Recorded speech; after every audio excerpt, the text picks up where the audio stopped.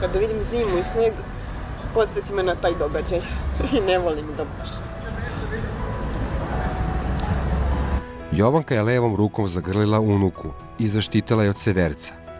S mukom smo mu devojčicu slobodili ispod Jovankine ukočene ruke. Marijani su pod glavom bili gumeni opančići i torbica, a na kapici i odelu sneg. Po priči lovaca i ljudi koji su čuli, baka je te noći umrla od posljedice smrzavanja. U početku osoba ima osjećaj hladnoće i drhti, mada ovaj stadijum može i da izostane. Kasnije osjećaj hladnoće prestaje, javlja se umor, tromost i velika želja za snom.